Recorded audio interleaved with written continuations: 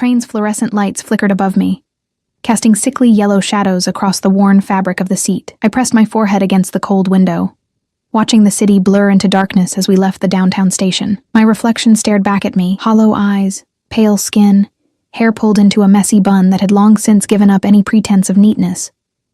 3 double shifts in 4 days at the diner had reduced me to this, a ghost of myself, held together by caffeine and sheer stubborn will.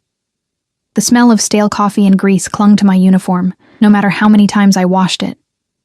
My feet throbbed in my cheap sneakers, and my lower back sent sharp complaints up my spine with every slight movement. I'd spilled hot coffee on my wrist during the dinner rush. The angry red mark still stung beneath the bandage I'd hastily wrapped around it in the bathroom. Tips had been decent tonight, at least. $243, most of it crumpled singles and fives that I'd counted 3 times before stuffing into my bra. The rent was due in 5 days, and Mrs. Chen didn't accept excuses anymore. The train car was nearly empty at this hour, past midnight on a Tuesday. A homeless man slept across 3 seats near the front, his belongings piled in garbage bags beside him. An elderly woman with a church hat sat primly near the middle, her hands folded over a worn Bible. And then there was the man in the expensive suit. I noticed him immediately, though I tried not to stare. He sat 4 rows ahead on the opposite side of the aisle, and everything about him screamed wrong for this train, this hour, this neighborhood. His suit was charcoal gray, perfectly tailored to broad shoulders that filled the space with an almost predatory confidence. Even from behind, I could see the quality in the fabric, the kind of suit that cost more than I made in 6 months. His hair was dark, cut with precision, and his hands, God, his hands, rested on his thighs with a stillness that felt dangerous. He wasn't alone. 2 men sat nearby, one in front and one behind him, both wearing dark clothing that bulged slightly at the sides in ways that made my stomach clench. They didn't speak, didn't move, just sat there like statues, their eyes constantly scanning the car with a vigilance that made the air feel thick. I pulled my gaze away, my heart beating faster than it should. None of my business.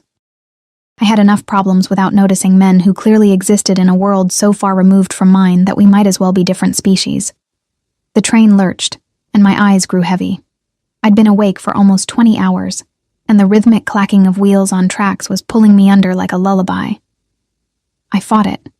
I always fought it, because falling asleep on the train meant missing my stop, meant walking an extra 40 minutes through neighborhoods where women like me disappeared. But my body was betraying me. Exhaustion pressing down on my chest like a physical weight. Just 5 minutes, I told myself. I'd rest my eyes for 5 minutes. The darkness swallowed me whole. I woke to warmth. Not the sticky, uncomfortable warmth of the train's broken heating system, but something else. Something solid and unexpectedly comfortable beneath my cheek. The scent hit me first. Expensive cologne, cedar, and something darker, almost smoky. Clean. Powerful. The kind of smell that didn't belong on a midnight train to the outskirts of the city. My eyes snapped open, and horror flooded through me as I realized where I was. I had somehow, God, how, shifted in my sleep, and ended up with my head resting on the shoulder of the man in the expensive suit. Not just resting, practically nuzzled into the curve where his shoulder met his neck, my hand curled against his chest like we were lovers, like I had any right to be this close to him. I jerked upright, heat exploding across my face. "Oh my God, I'm so sorry, The words died in my throat as he turned to look at me. His face was all sharp angles and brutal beauty. High cheekbones, a jaw that could cut glass, lips that were almost cruel in their perfection. But it was his eyes that froze me in place. Dark, so dark they were nearly black, and focused on me with an intensity that made my breath catch. There was something ancient in those eyes. Something that had seen too much and felt too little. They studied me with the careful attention of a predator, deciding whether I was prey or simply irrelevant.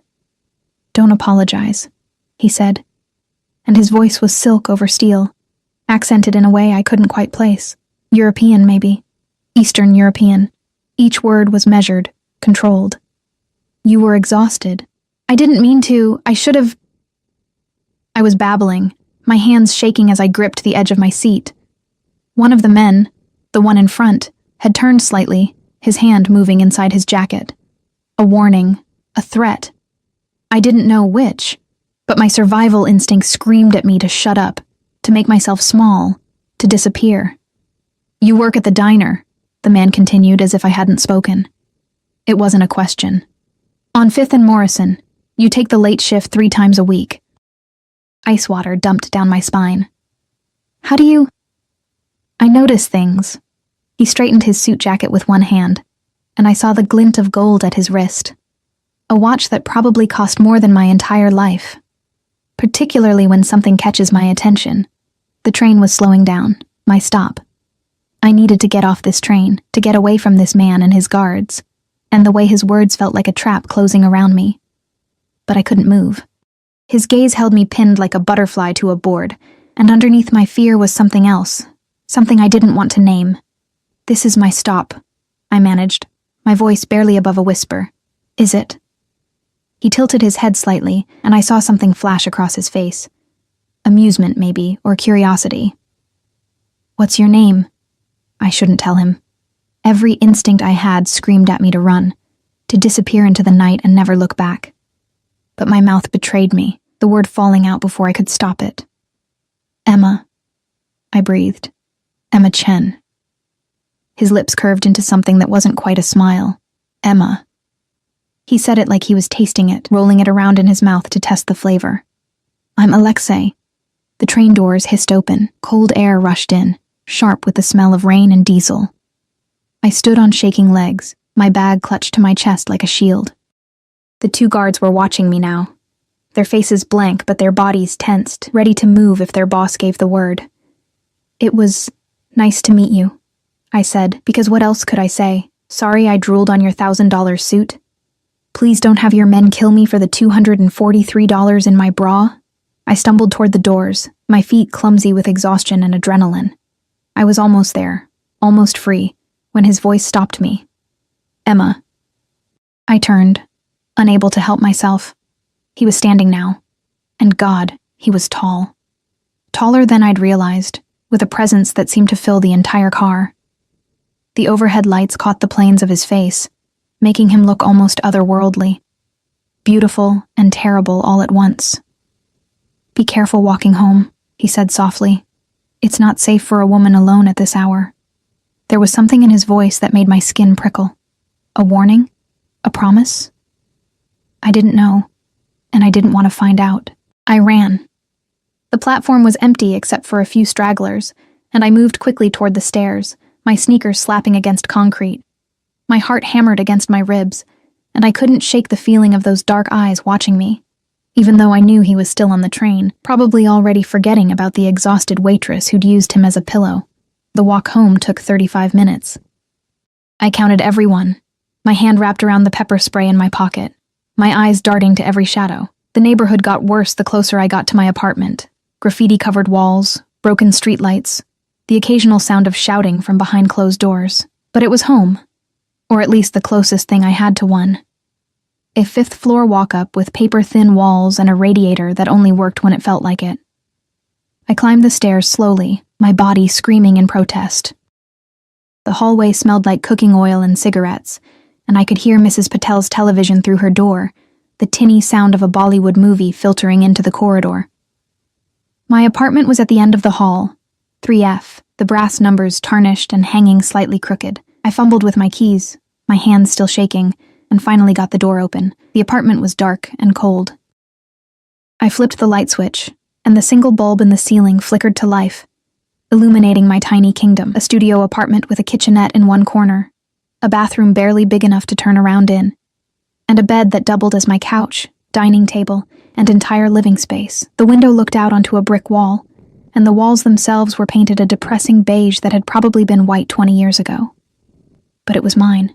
I'd worked 3 jobs to afford the deposit, and I'd kept it for almost 2 years now, through sickness and slowdowns, and the time I'd nearly lost everything when the diner cut my hours.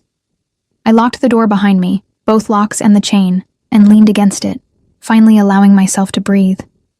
What the hell was that? I replayed the encounter in my mind, trying to make sense of it.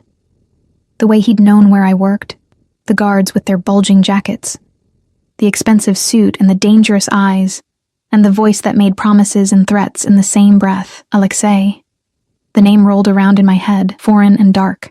I'd never seen him before tonight, I was sure of it. I would have remembered someone like him. You didn't forget men who looked like they could buy and sell your entire world before breakfast. I peeled off my uniform, wincing as the fabric stuck to the burn on my wrist. The apartment was freezing. The radiator was dead again, so I pulled on my warmest pajamas and crawled into bed without bothering to shower. Tomorrow. I'd deal with everything tomorrow. Sleep came quickly, dragging me down into dreams filled with dark eyes and the scent of cedar. I woke to sunlight. Wrong. That was the first thought that filtered through my sleepy brain. Wrong. Wrong. Wrong. My apartment never got direct sunlight. The window faced a brick wall, and even on the brightest summer days, the most I got was a depressing gray twilight that made me feel like I was living in a cave. But this light was golden, warm, streaming through what felt like a massive window. And the bed. I sat up so fast my head spun. This wasn't my bed. This was a bed fit for royalty, with a mattress so soft I felt like I was floating and sheets that felt like silk against my skin. The room around me was enormous, easily 10 times the size of my entire apartment. High ceilings with crown molding, walls painted a soft cream color. Furniture that looked like it belonged in a museum. A massive wardrobe, a dresser with gold handles, a sitting area with a velvet couch and matching chairs, and the window.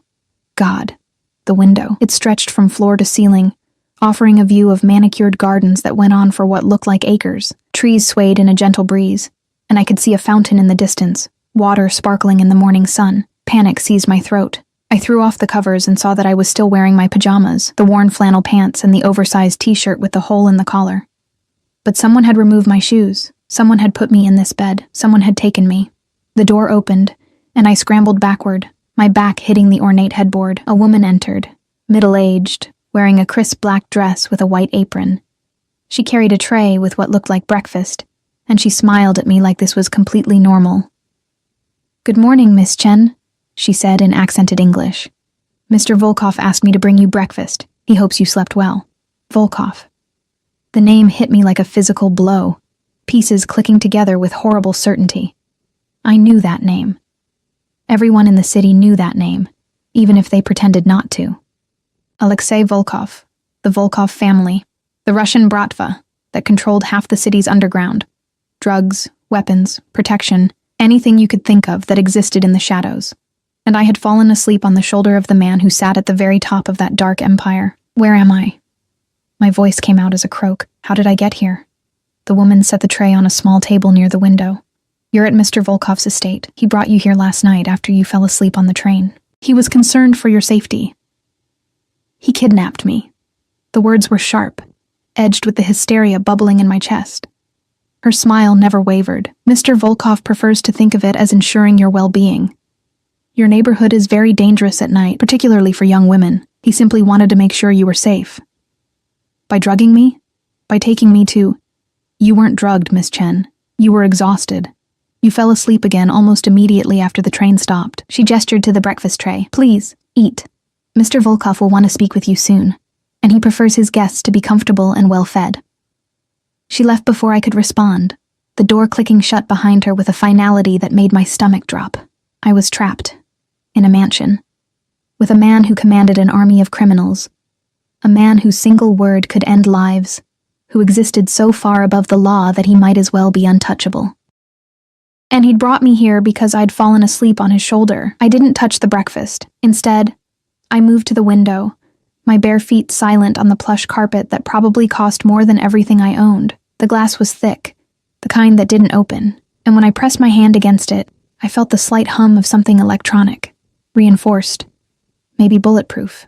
The gardens below were beautiful in a way that felt wrong, too perfect, too manicured, like a painting of what nature should look like rather than the real thing. In the distance, beyond the trees, I could see a high wall, stone, maybe 12 feet tall, topped with something that glinted in the morning sun. Cameras? Barbed wire? Both? Men in dark clothing moved along a path near the wall, their postures alert. Guards. Of course there were guards. This wasn't a home. It was a fortress. I tried the door, locked from the outside. My phone. Where was my phone? I frantically searched the room, yanking open drawers in the dresser, checking the nightstand. Nothing. My bag, my shoes, everything was gone except the pajamas I was wearing. The burn on my wrist throbbed, a reminder of my real life. The life that felt impossibly far away now. Mrs. Chen would be looking for the rent in 4 days. The diner would expect me for my shift tonight. How long did he plan to keep me here? What did he want?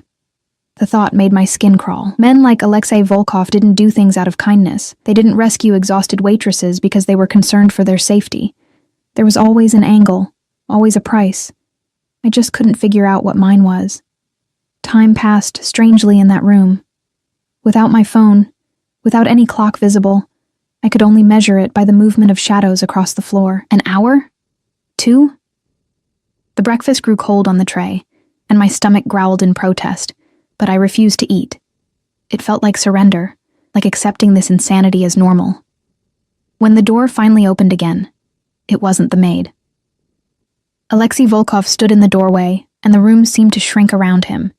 He'd changed clothes, now wearing dark slacks and a white shirt with the sleeves rolled to his elbows, revealing forearms corded with muscle and marked with scars that told stories I didn't want to know. His hair was slightly damp, like he'd recently showered, and that scent, cedar and smoke, rolled over me like a wave. "You didn't eat," he observed, his dark eyes moving from the tray to me. I'd backed against the far wall, as far from him as the room would allow. My arms wrapped around myself. "You kidnapped me." My voice shook, but I forced the words out anyway. "You had no right. I brought you somewhere safe." He stepped into the room, and I heard the click of the door closing behind him. We were alone.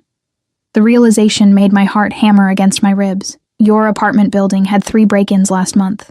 The walk from the train station passes through territory controlled by the Kozlov Bratva. They have no love for lone women at night. Should I have left you to that? That's not your choice to make." The anger felt good, burning through the fear. "You don't get to decide what's safe for me. You don't get to just take people." Something flickered across his face. Amusement? Irritation? It was gone too quickly to read. He moved to the window, his hands sliding into his pockets with casual confidence. From this angle, with the morning light illuminating his profile, he looked like something carved from marble, beautiful and cold and entirely inhuman. "Tell me about your father," he said. The question hit me like a slap. "What?" "Your father. David Chen. Where is he?" My blood turned to ice. "How do you know about my father?" He turned to face me, and his eyes held something I couldn't name. "I know many things, Emma. Your father worked for me 5 years ago.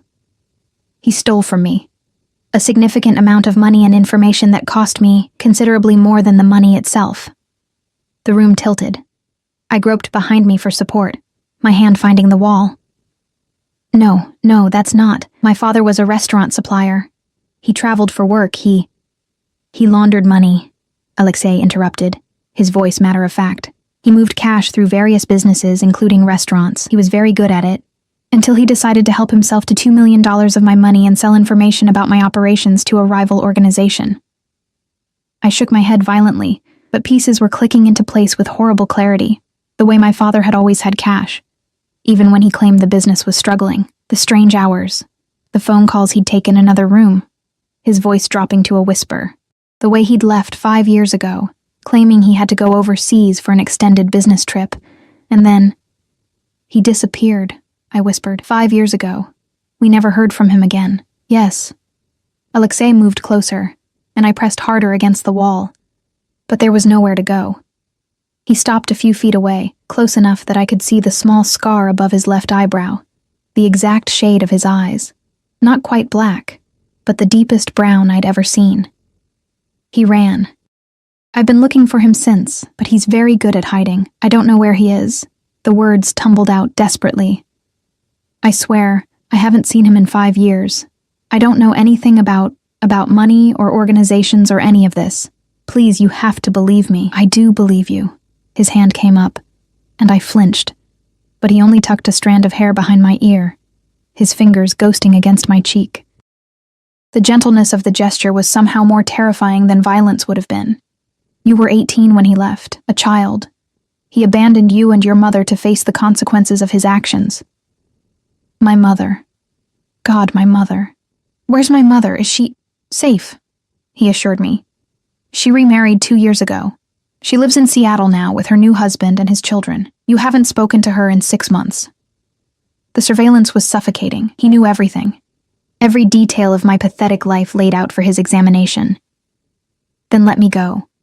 I can't help you find him. I'm useless to you. His hand dropped, but he didn't step back. You're not useless, Emma. You're leverage. The word hung between us like a knife.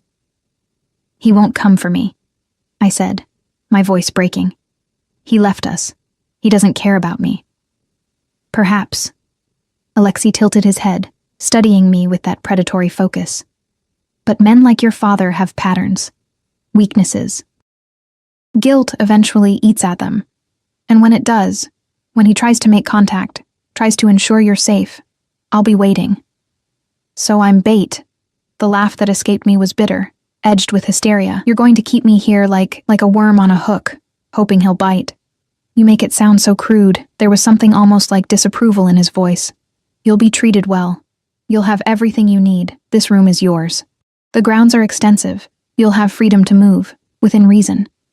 All I ask is that you stay. And when your father contacts you, you tell me. And if he never does, if he really doesn't care, for the first time, something genuinely warm entered his expression, a smile that didn't quite reach his eyes, but transformed his face nonetheless. Then I suppose you'll be my guest for quite some time. He moved toward the door, and panic surged through me. Wait. How long? How long are you planning to keep me here? He paused, his hand on the doorknob. As long as it takes, Emma. Days, weeks, months. However long I need to draw him out. His eyes found mine across the room. I suggest you get comfortable. The door closed behind him with a soft click, and I heard the lock turn.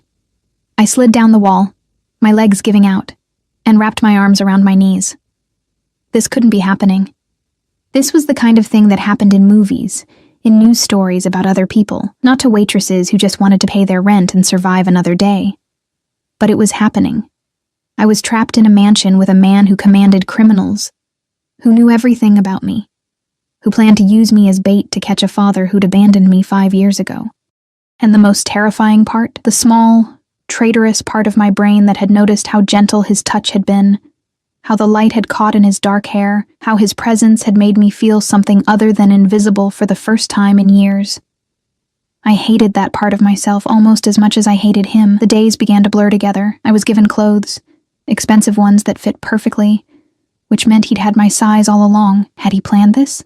The thought made me sick. Dresses, slacks, soft sweaters in cashmere and silk. Everything in muted colors, cream, gray, navy, as if he was trying to erase me, make me into something that fit his world. I refused to wear them at first, staying in my pajamas like a stubborn child. But on the third day, when the maid, her name was Irina, brought a tray of food and found me still in the same clothes, she'd clucked her tongue with such genuine distress that I'd felt guilty. Mr. Volkov gave specific instructions that you be comfortable, she'd said, her accent thickening with concern. Please, Miss Chen, make this easier on yourself. So I'd compromised. I wore the clothes, but I didn't eat breakfast. Small rebellions were all I had. The room became both prison and sanctuary. I explored every inch of it. The ensuite bathroom with its marble shower and tub deep enough to swim in, the walk-in closet filled with clothes I didn't choose, the sitting area where I'd stare out the window for hours, watching the guards patrol and the gardeners tend to flowers I couldn't name. Alexei visited twice a day, once in the morning, once in the evening. He never stayed long. 10 minutes, maybe 15. He'd ask me questions. How did I sleep? Was the food acceptable? Did I need anything? As if this was a hotel, and I was a valued guest rather than a prisoner. I stopped answering after the second day. Let him talk to silence. But he was patient.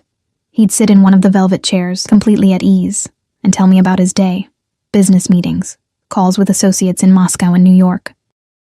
A problem with a shipment that had been resolved efficiently, a word that made my stomach turn, because I knew what it meant in his world. On the 5th day, he brought me a book. You're bored, he said, setting it on the table beside my untouched dinner. It was a novel. Jane Eyre, the spine worn with age. Irina says you spend hours staring out the window. This might be a better use of your time. I looked at the book, then at him. I want to go home. I know. He settled into his chair, crossing one ankle over his knee. Today he wore a three-piece suit in charcoal gray, and a watch that probably cost more than my entire year's rent glinted at his wrist. Tell me something, Emma. What would you be doing right now if you were home? Working. The word came out bitter. I'd be on my feet for 8 hours, carrying plates to people who don't see me, collecting tips that barely cover rent. You enjoy this work? Nobody enjoys being a waitress. It's survival. He leaned forward, his elbows on his knees, and the intensity of his gaze made me want to look away. I didn't. And after work? What then? I'd walk home in the dark, pray nobody bothered me, unlock 3 separate locks on my door, and fall into bed in a room so cold I can see my breath in winter. I tilted my chin up. But it would be my choice, my life. Not some gilded cage because you're obsessed with revenge against a man who probably doesn't even remember he has a daughter. Something flickered across his face. Anger, maybe, or recognition. You think this is a cage, isn't it? I gestured around the opulent room. Beautiful prison is still a prison. He stood abruptly, and I tensed, but he only moved to the window. The sunset painted him in shades of gold and shadow, softening the harsh lines of his face. Tomorrow, he said quietly, you'll join me for dinner. Not here. Downstairs in the dining room. Is that an invitation or a command? He turned to look at me over his shoulder, and for just a moment, I saw something raw in his expression. Something almost lonely. Does it matter? You'll refuse either way. Then he was gone, leaving me alone with Jane Eyre and the fading light. I didn't sleep that night. I lay in the impossibly soft bed, staring at the ceiling, and thought about my father, David Chen. I'd spent 5 years convincing myself that I hated him for leaving, for abandoning us to bankruptcy and questions from men in suits who'd come asking about money we didn't have. But underneath the hate was something worse. Hope. The stupid, childish hope that maybe he'd had a good reason. Maybe he'd left to protect us. Maybe he still thought about me, still cared. Now I knew the truth. He was a criminal who'd stolen from criminals, and his daughter was paying the price. The knock on my door came at 7 the next evening. I'd spent the day reading Jane Eyre, finding uncomfortable parallels between Jane's captivity at Thornfield and my own situation. When Irina entered, she carried a dress on a hanger, deep emerald green, with a neckline that would show too much, and a hem that would show too little. Mr. Volkov asks that you wear this for dinner, she said, laying it across the bed. Tell Mr. Volkov that I'm not his doll. She smiled sadly. Please, Miss Chen, he can be difficult when his wishes are not met. This is such a small thing. The guilt tactic worked. 20 minutes later, I stood in front of the mirror, barely recognizing myself. The dress fit like it was made for me. Because it probably was. My hair, which I'd been wearing in its usual messy bun, fell in waves around my shoulders.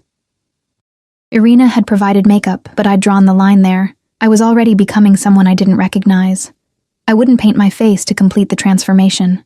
The hallway outside my room was long and lined with portraits of stern-faced men in various centuries of dress. Guards stood at intervals, different men from the ones I'd seen through the window, all wearing suits that didn't quite hide the weapons underneath. They nodded as I passed, but didn't speak. Irina led me down a grand staircase with a banister that gleamed with polish. The mansion revealed itself in pieces. High ceilings with crystal chandeliers, marble floors that echoed with each step, walls covered in art that probably belonged in museums. It was beautiful and cold. Like everything else in Alexei's world, the dining room could have seated 30 people. Instead, a table for 2 had been set near the fireplace, where flames danced and crackled. Silver candlesticks, china so delicate it looked like it would shatter if you breathed on it. And Alexei, standing near the window with a glass of something amber in his hand.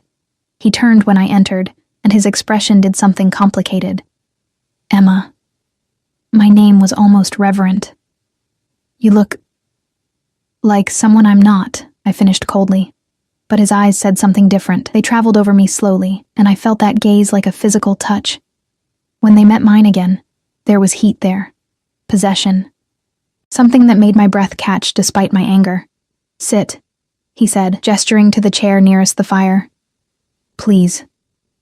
I sat because my legs felt suddenly unsteady, and I hated myself for it. Dinner was served by silent staff who appeared and disappeared like ghosts.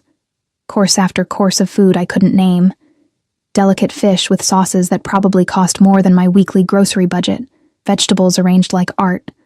Wine that tasted like liquid velvet. I forced myself to eat, my stomach finally overriding my stubborn pride. Alexei watched me throughout, barely touching his own food. He'd shed his jacket, and the white shirt beneath revealed the powerful lines of his body. A body built for violence, I reminded myself, for control. You're staring, I said, reaching for my water glass. You're beautiful. His directness was unnerving. No games, no pretense. Just raw statement of fact. I've thought so since the moment I saw you on that train, exhausted and invisible to everyone except me. You didn't see me before that night. I took a sip, needing something to do with my hands. Did you? A slight smile curved his lips. I saw you 3 weeks before. You spilled coffee on a customer who'd grabbed your wrist. You apologized even though he was the one at fault. I was having a business meeting at the restaurant across the street. I watched you through the window and thought, that woman is breaking herself for people who don't deserve her breath. The confession made my skin prickle. 3 weeks. He'd been watching me for 3 weeks. That's not romantic. That's terrifying. I know. He leaned back in his chair, swirling the amber liquid in his glass. I had you investigated that same day. I learned about your father within hours. About his betrayal, his theft. Do you know what I thought when I discovered David Chen's daughter was serving coffee for minimum wage? I didn't want to know, but I asked anyway. What? I thought, here is my revenge and my salvation in one. His eyes were dark fire. Your father took from me. You would be the payment of that debt. Simple, clean. But. There had to be a but. The intensity in his gaze promised complications. But then I saw you fall asleep on the train. He set down his glass with careful precision. You used me as a pillow, Emma. This body that men fear. This shoulder that has borne the weight of an empire built on blood. You curled against it like it was safe. Like I was safe. My throat tightened. I was exhausted. It didn't mean anything. It meant everything.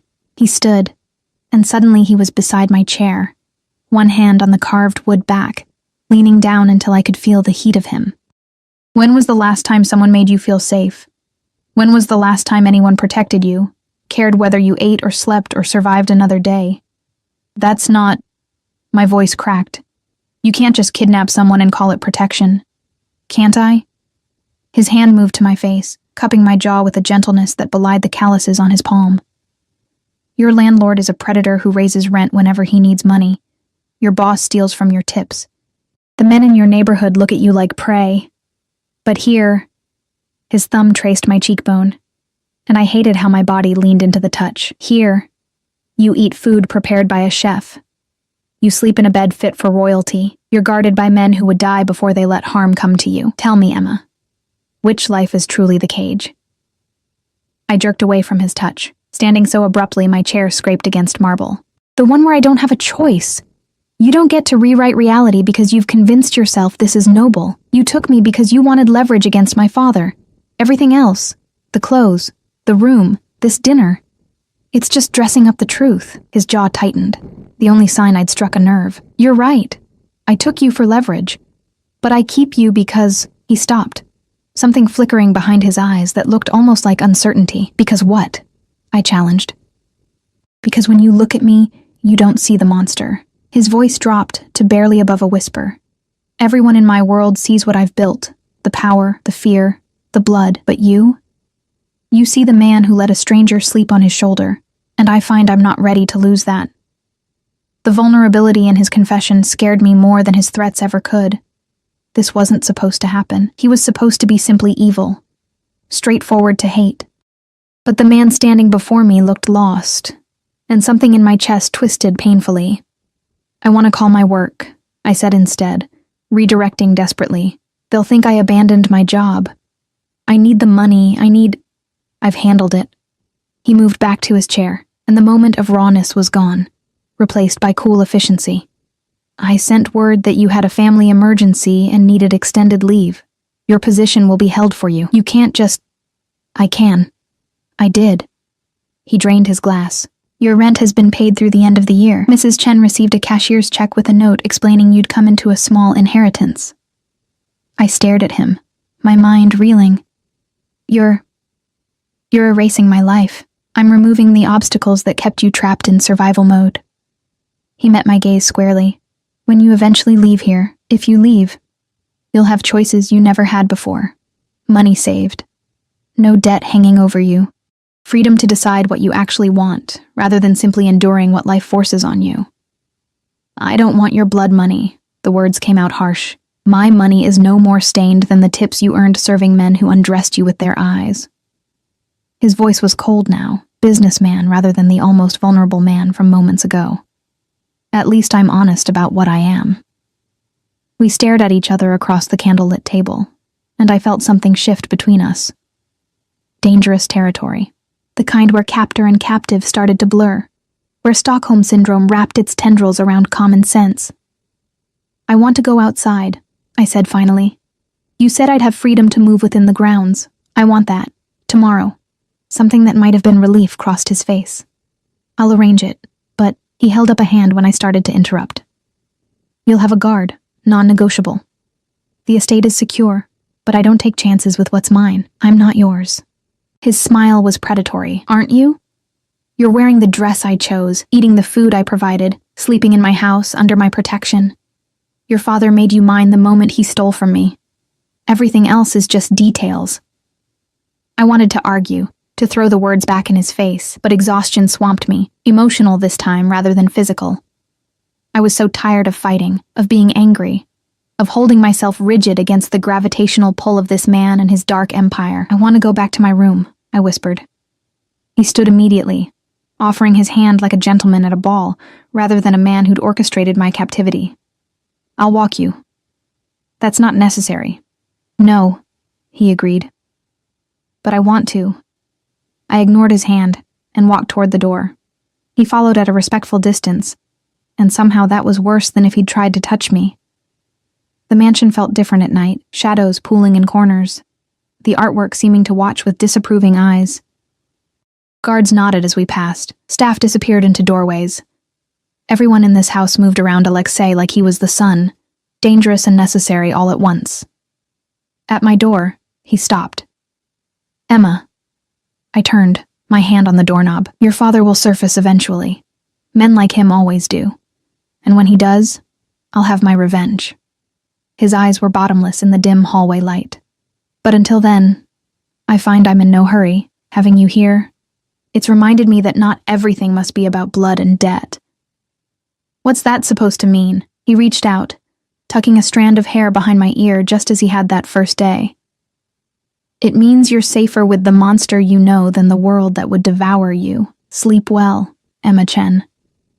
He walked away, his footsteps echoing on marble, leaving me standing in the doorway with my heart pounding and my mind spinning with thoughts I definitely shouldn't be having about my captor. I locked myself in, though the locks were on the outside too. A reminder that the illusion of control was just that, an illusion.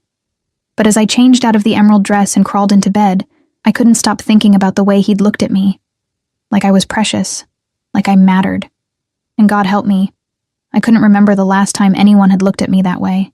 Morning came with Irina's gentle knock and the promise of freedom, however limited. She brought clothes suitable for outdoors, dark jeans that fit perfectly, a soft cream sweater, and a jacket lined with fur, boots that were both practical and expensive. I dressed quickly, hating how good everything felt against my skin, how each piece had clearly been chosen with care. The guard waiting outside my door was new. Younger than the others I'd seen, maybe late 20s, with sandy hair and a scar that cut through his left eyebrow. He nodded respectfully when I emerged.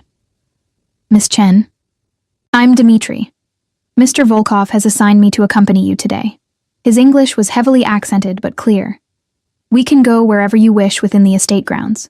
Can we go outside the estate grounds? I already knew the answer. His apologetic smile confirmed it. I'm afraid not. But the grounds are extensive. Gardens, a greenhouse, the lake, it's quite beautiful.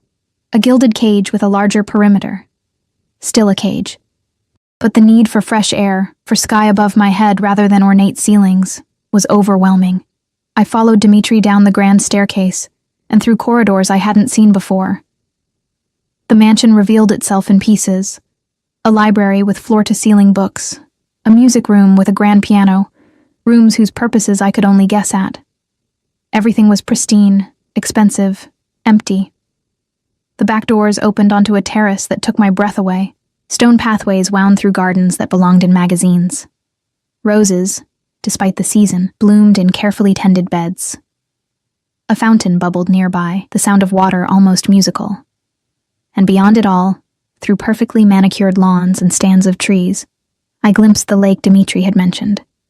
Water sparkling in the morning sun. I walked, and he followed at a discreet distance, close enough to protect, far enough to give the illusion of privacy. The air was clean and cold, biting at my cheeks and filling my lungs with something that tasted like freedom, even if it wasn't. "How long have you worked for him?" I asked, after we'd walked in silence for 10 minutes. Dmitri seemed surprised I'd spoken. "6 years, miss. Since I was 22. "And you're okay with what he does?" A pause. Then carefully.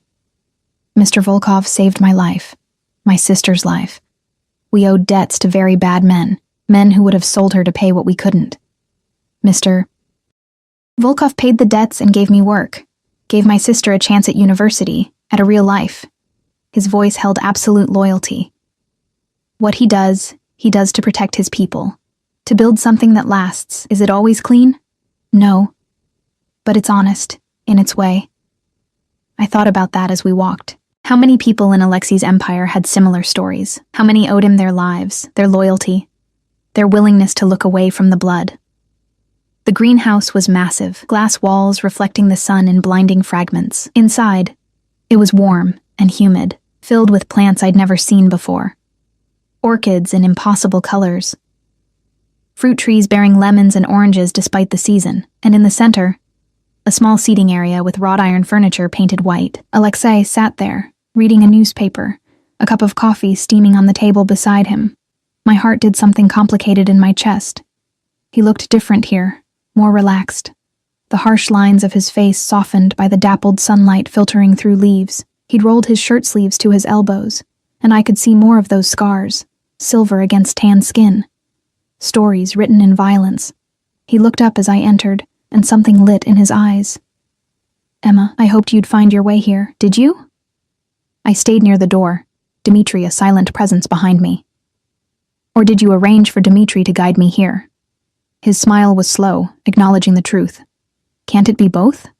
I wanted to see you, but I also wanted you to have the illusion of choice in the matter. At least you admit it's an illusion." He set down the newspaper and gestured to the chair across from him. "Join me. Please." "Dmitri, wait outside." The guard left without hesitation, and suddenly I was alone with Alexei in this cathedral of glass and green. The air smelled like earth and flowers, almost overwhelming in its richness. I sat because standing felt like a battle I didn't have energy for. "What do you want?" "To have coffee with you, to see how you slept, to—" He paused, and something vulnerable flickered across his face again. "To spend time with you without the weight of dinner formalities or locked doors between us. The doors are still locked. I'm still your prisoner." "Yes." He poured coffee from a carafe into a second cup, adding cream without asking how I took it. He knew. Of course he knew. But perhaps we can pretend for an hour that you're here because you want to be. Why? I took the coffee, wrapping my hands around the warm cup. "Why does that matter to you?" He leaned back, studying me with that unsettling intensity. "Do you know what my life consists of, Emma? Meetings where men lie to my face and I decide whether they die for it. Business that requires constant vigilance because one moment of weakness means war. Women who throw themselves at me because they want what I can buy them, or because they've been told to get close to me for information." His voice was matter of fact, reciting a grocery list of horrors. "And then there's you. You, who fell asleep on my shoulder because you were too exhausted to care about the danger, who argue with me, who look at me with anger rather than fear or calculated desire. You want me to make you feel human?" The laugh that escaped me was bitter. "That's not my job. That's not why I'm here. No. You're here because of your father's sins." He set down his cup with deliberate care. But what if you could be here for something else? What if instead of prisoner and captor we could be something different? The implication hung between us, dangerous and tempting. You mean like the women who throw themselves at you for money? No. The word was sharp. I mean like two people who see each other. Really see each other. Not the waitress or the Bratva boss. Just Emma and Alexei. I wanted to laugh. To throw the coffee in his face and tell him he was delusional, but the way he was looking at me, God. The way he was looking at me made something in my chest ache. Like I was water. And he was a man dying of thirst. You can't just erase what you've done, I said quietly. You took me. You're holding me here. You're using me as bait. That's who you are. That's what this is. I know. He stood, moving around the table until he was beside my chair. Close enough to touch, but not touching. But I'm also the man who makes sure you eat, who gives you books because you're bored, who lies awake at night, thinking about the way you looked in that green dress, and hating myself for wanting you when I have no right. My breath caught. Alexei? I'm going to find your father, Emma. That hasn't changed. But what happens after? What happens between us? That could be different. His hand came up slowly, giving me time to pull away. When I didn't, his fingers traced my jaw, tilted my face up to meet his eyes. Let me court you. Let me show you that I can be more than your captor. Court me? The word felt absurd. You can't court someone you're holding prisoner. Then tell me what you need. What would make you feel less like a prisoner and more like... He hesitated. More like someone choosing to stay. It was the vulnerability in his voice that broke something in me. This man who commanded an empire, who could order deaths with a word, was asking what would make me happy. I need my phone, I said. I need to be able to contact the outside world, to know that I still exist beyond these walls. He considered this, his thumb still tracing small circles against my cheek. If I give you a phone, monitored, I won't lie about that. Will you promise not to call the police? Would they even help if I did? His smile was grim. No, I own enough of them. But others might try. Rivals who would love to use you against me. FBI agents who've been trying to build a case for years. You'd be trading one cage for another, and theirs would be far less comfortable. How reassuring, I said dryly. I'm not trying to reassure you, I'm being honest. His hand dropped, and I felt the loss of his touch like a physical ache. I can give you a phone, computer access, carefully monitored. But Emma, if you betray me, if you try to use those tools against me, the consequences won't fall on you alone. Your mother in Seattle, her new family, even Mrs. Chen, your former landlord. I protect what's mine, and I destroy what threatens it. The threat was delivered calmly, almost gently, but it landed like a blow. You'd hurt innocent people because of what I do. I'd hurt anyone who poses a risk to my operation. Yes, that's the world I live in. The world your father dragged you into when he stole from me. He cupped my face with both hands now, forcing me to hold his gaze. But I don't want to threaten you, Emma. I want to give you everything. I want to see you smile because you're happy, not because you're pretending. I want you to wear those dresses because you feel beautiful, not because you're playing a role. You want to own me. The words came out as a whisper. Yes. The honesty was brutal. I want to own you the way you've somehow come to own me. I want you to be mine in every way that matters. Body, heart, choice. But I want you to give those things willingly, not because you have no other option. That's impossible. You've made it impossible. Have I? He leaned down, his forehead almost touching mine, his breath warm against my lips. Or are you fighting what you feel because you think you should? Because society says you can't want the man who took you, even if that man would burn the world to keep you safe. My hands came up, and I didn't know if I was going to push him away or pull him closer. They rested against his chest, feeling the steady thud of his heart under expensive cotton. This is insane. Yes. His lips brushed my forehead, achingly gentle. But insanity seems to be my destiny where you're concerned. He pulled back before I could respond, putting distance between us with visible effort. I'll have a phone brought to your room this afternoon, and a laptop. You can call your mother if you'd like. Check your email. Just remember, I'll know every word, every contact. Complete transparency, Emma. That's the price of this freedom. I nodded, not trusting my voice. Now come. He offered his hand. Let me show you the rest of the grounds. The lake is beautiful this time of morning, and I find I'm not ready to let you go just yet. I should have refused, should have walked back to my cage and locked myself in, away from his touch and his words, and the dangerous way he made me feel seen. Instead, I took his hand. His fingers closed around mine, warm and strong, and we walked out of the greenhouse together. Dmitri fell into step behind us, a silent shadow, as Alexei led me down winding paths toward the lake, and for one stolen hour I let myself forget that I was a prisoner. Let myself pretend that the man holding my hand was just a man, and I was just a woman, and the world outside these walls didn't exist. It was the most dangerous thing I'd done since falling asleep on his shoulder. The phone arrived that afternoon, sleek and new, along with a laptop that probably cost more than I'd earned in the past year. True to his word, Alexei had been transparent about the monitoring.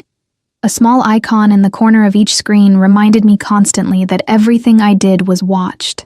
I called my mother first, my hands shaking as I dialed the number I still knew by heart, despite the months of silence between us.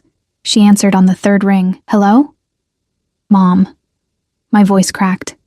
"It's me." "It's Emma." The pause stretched so long I thought she'd hung up. Then, "Emma? Oh my God. Emma, where have you been? Your landlord said you'd left town for a family emergency, but you didn't call. You didn't—" "I know, I'm sorry. I'm okay, what could I say? I've been kidnapped by a Russian mobster because Dad stole from him. I needed some time away to figure things out." We talked for 20 minutes, her voice filling in the details of her new life. Her husband Tom, his teenage daughters who were finally warming up to her, the house in Seattle with the view of the mountains. She sounded happy in a way I'd never heard before, and it made something in my chest both ache and heal simultaneously. "Come visit," she said before we hung up. "Once you're settled, wherever you are. I want you to meet Tom properly. I want you to be part of this. I will."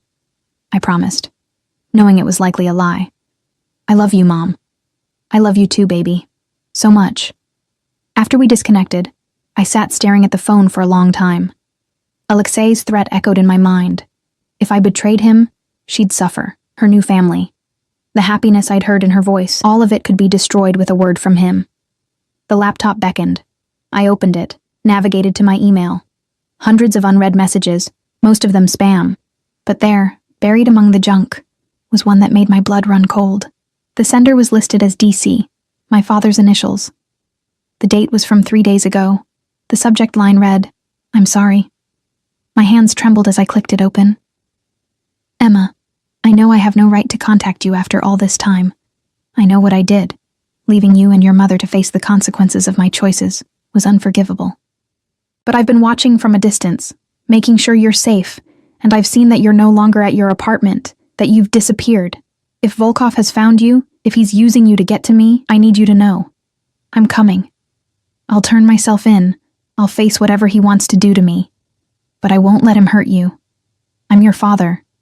I failed you once. I won't fail you again. Meet me at the old pier on Miller's Bay, November 20th at midnight. Come alone. We'll figure this out together.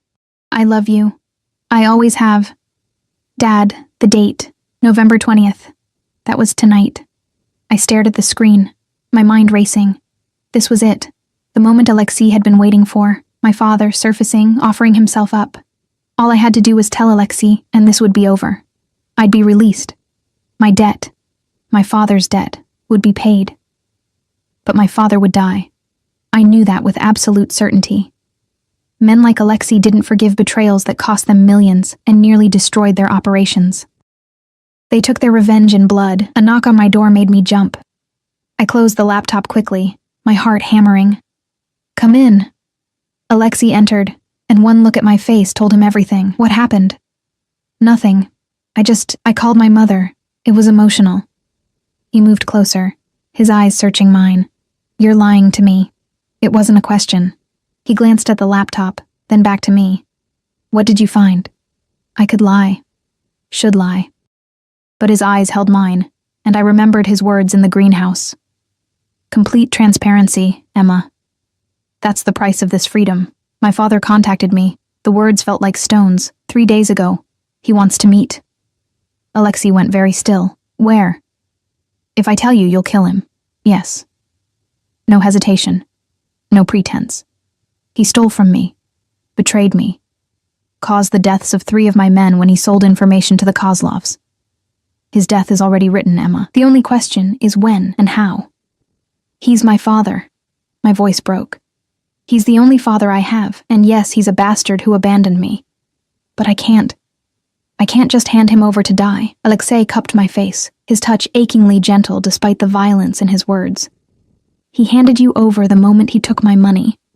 Everything that's happened since, you being here, me wanting you, this impossible situation we're in, it all stems from his choices. Not yours, not mine. His. Then let him go. I gripped his wrists, desperate.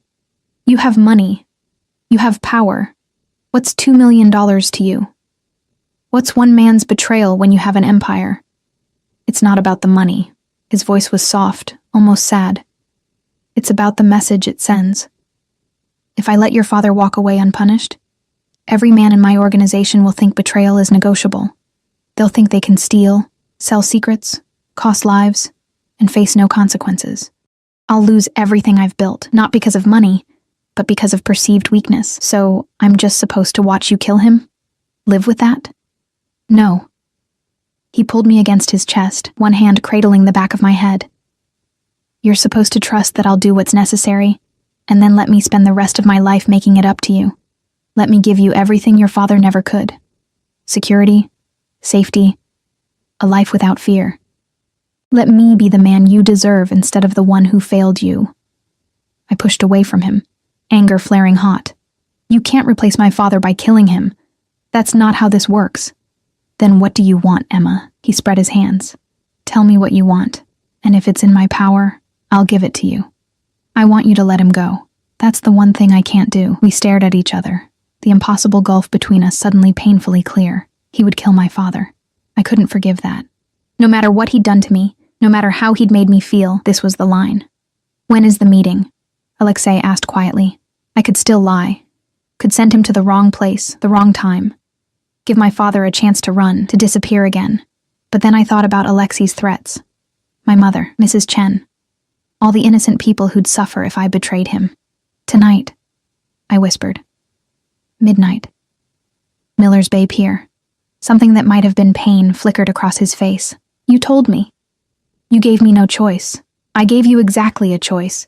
You chose your mother's safety over your father's life. You chose the innocent over the guilty. He moved to the door, his hand on the knob.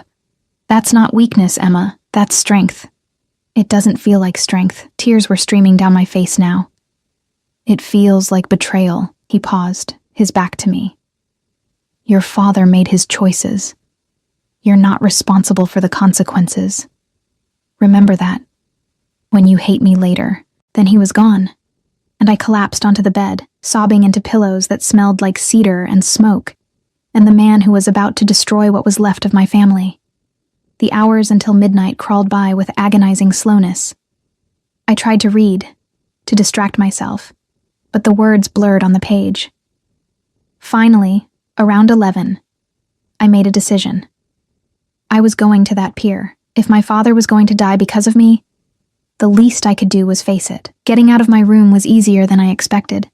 The door was unlocked, and the guards in the hallway nodded to me as I passed. They didn't try to stop me as I made my way downstairs and out through the kitchen entrance. Either Alexei had given orders to let me go, or they assumed I couldn't get far anyway. They were right. Dmitri materialized from the shadows as I crossed the lawn, his expression apologetic. I'm sorry, Miss Chen, but I can't let you leave the grounds alone. Then come with me.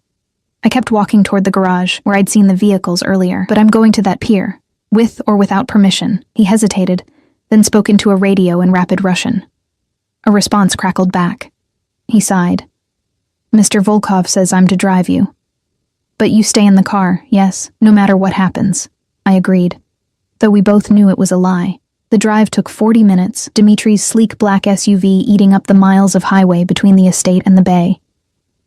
Miller's Bay was an industrial area, mostly abandoned now. Old warehouses and piers that had once serviced cargo ships.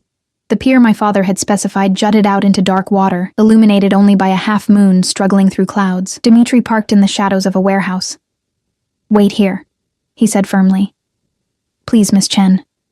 Mr. Volkov will have my head if anything happens to you. I watched him melt into the darkness, presumably to take up a position where he could watch the pier. My phone buzzed. A text from an unknown number. Stay in the car, Emma.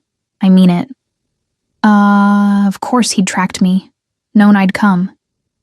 I stared at the message, then at the pier where a lone figure stood at the end, collar turned up against the wind, my father. I was out of the car before I could think better of it, my feet carrying me across broken pavement toward the man I hadn't seen in 5 years. He turned at the sound of my approach, and even in the dim light I could see how he'd aged. More gray in his hair, lines carved deep around his eyes and mouth. Emma. His voice cracked. Oh God, Emma, you came. You're safe. I was so worried. You should be worried about yourself. I stopped several feet away, unable to make myself close the distance. Alexei knows you're here. He's probably watching us right now. My father's face went pale. Then you need to run. Get away from here. Get away from him. I live with him, Dad. The words tasted bitter. In his mansion. Wearing clothes he bought. Eating food he provides. Because you stole from him. And now I'm paying your debt. He flinched like I'd struck him. I never meant for any of this to happen. I thought I could take the money and disappear. Start over somewhere safe. Send for you and your mother once I was settled. But Volkov, he has reach everywhere. I couldn't risk leading him to you, so you just abandoned us instead. Left us to deal with the bankruptcy, the questions, the shame. I know. And I'm sorry. I've been sorry every day for 5 years. He took a step toward me, but I'm here now. Let me fix this. Let me turn myself in, face whatever punishment he wants. Just promise me you'll get away from him. Promise me you won't let him keep you. It's not that simple. Movement in the shadows caught my eye. Figures emerging from the warehouses, surrounding us. Alexei's men. He won't just let me go. And even if he would, I stopped, the truth catching in my throat. You what? My father's voice was desperate. I don't know if I want to go. The admission felt like ripping open my chest. He's arrogant and controlling, and he kidnapped me. But he makes me feel like I matter, like I'm not just invisible, and I hate that I feel that way. I hate that part of me wants to stay, but it's true. My father stared at me like I'd grown a second head. Emma, that's Stockholm Syndrome. He's manipulating you. Maybe. I shrugged helplessly. Or maybe I'm just so starved for someone to see me that I'll take it even from the monster who's holding me captive. Either way, your choices made this situation, not mine. Then hate me. His voice broke. Hate me for the rest of your life, but get away from him. Please. Before it's too late. Before you can't distinguish between captivity and what? Love? The word hung between us, terrible and true. You think I don't know how messed up this is? You think I haven't spent every day fighting against how he makes me feel? That's enough. Alexei's voice cut through the night, and suddenly he was there, stepping out of the shadows like he'd materialized from them. He wore all black, and in the moonlight, he looked like death itself. David Chen. We finally meet again. My father straightened, facing him with a bravery I hadn't expected. Volkov, I assume you're here to kill me. That was the plan. Alexei moved past me, close enough that I felt the heat of him, and stopped a few feet from my father. 5 years I've been hunting you. 5 years of resources, of men searching, of waiting for you to surface. And here you are, delivered by the one thing I knew you couldn't resist. Your daughter. She had nothing to do with my choices. No. She's simply the one paying for them. Alexei glanced at me, and something in his expression made my breath catch. Which brings me to a dilemma. I'd planned to kill you, to make it slow, painful, a lesson to anyone who thinks about betraying me.